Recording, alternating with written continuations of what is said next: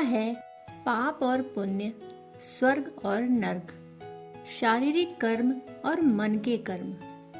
एक वेश्या और ऋषि की बेहतरीन कहानी। ऋषि मुनियों एवं वेद शास्त्रों से यह ज्ञात होता है कि अगर जाने अनजाने में किसी से पाप कर्म हो जाए तो उसका प्रायश्चित करने से पाप कम हो जाते हैं। प्रायश्चित अर्थात पश्चाताप। इसी संदर्भ में एक विद्वान ब्राह्मण ने एक कथा का विवेचन करते हुए बताया था कि एक कस्बे में एक महात्मा रहते थे। उसी कस्बे में एक वेश्या भी रहती थी। महात्मा जी अपना कार्य करते थे और वेश्या अपना कार्य। यानी महात्मा जी लोगों को अच्छी शिक्षा और ज्ञान का उपदेश देते और वेश्या अपने धंधे में लिप्त रहती।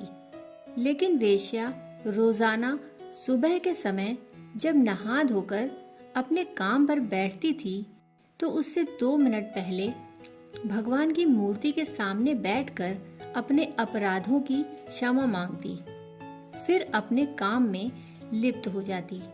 उसके धंधे से कस्बों में तरह तरह की अफवाहें फैलने लगी। तब एक दिन महात्मा ने उसे अपने आश्रम पर बुलाया और समझाया कि यह तुम गलत कार्य कर रही हो, इसमें तुम्हें बहुत भारी पाप लग रहा है, इसलिए तुम यह गलत धंधा छोड़ दो। वेश्या ने कहा, महात्मा जी, अगर मैं अपना धंधा छोड़ दूंगी तो भूखी मर जाऊंगी। तब महात्मा ने समझाया, भगवान पर भरोसा रखो, वही तुम्हें आहार भी देगा। वेश्या ने उनकी बात मानकर अपना धंधा छोड़ दिया। कुछ दिन तो उसने अपनी जमा पूंजी से काम चलाया, लेकिन जब वह जमा पूंजी खत्म हो गई तो वह महात्मा जी के पास जाकर बोली, महात्मा जी, मेरा सारा धन खत्म हो गया, अब मैं क्या खाऊं? तब महात्मा जी ने कहा, भगवान पर भरोसा रखो, वह तुम्हें आहार जरूर देगा। वेश्या चुपचाप लौट आई। एक दिन वह भूखी ही सो गई। फिर दूसरा दिन बीता, तीसरा दिन बीता। जब उससे भूख बर्दाश्त नहीं हुई तो वह पहले की भांति अपने धंधे में लिप्त हो गई और वही क्रिया दोहराने लगी, अर्थात भगवान की मूर्ति के सामने 2 मिनट प्रायश्चित करती, फिर अपने धंधे में लग जाती।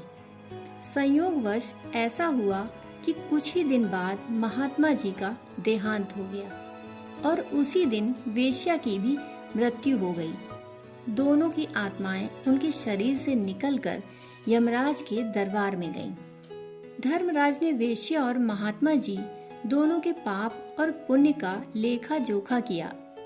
उसके बाद वेश्या को स्वर्ग और महात्मा जी को नरक में डालने का आदेश दिया।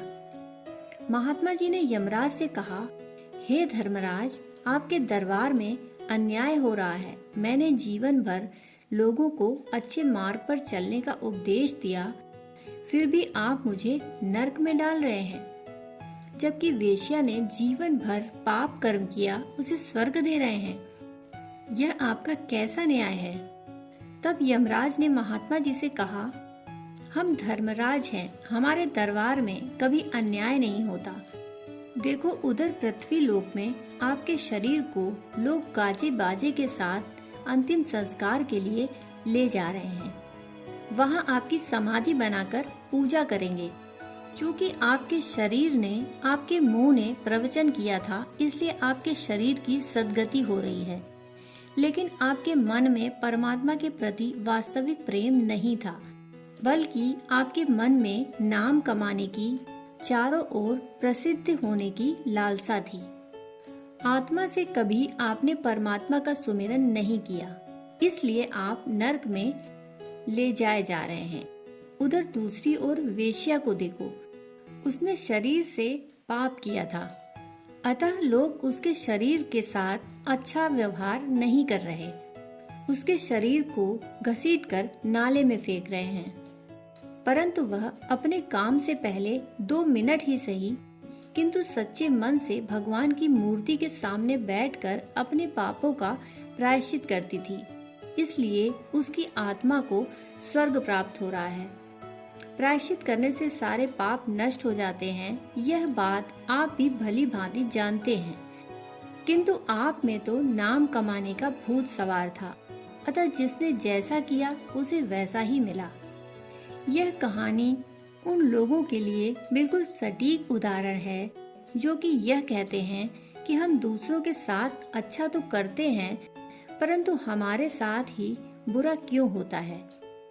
इसके पीछे भी यही कारण है, हम शारीरिक रूप से मदद तो कर देते हैं परंतु आत्मा से किसी का सहयोग नहीं करते। इसी वजह से उनके साथ बुरा ही होता है। कुदरत का नियम ही है, जैसी करनी वैसी भरनी। दोस्तों, कहानी सुनने के लिए आपका बहुत बहुत आभार।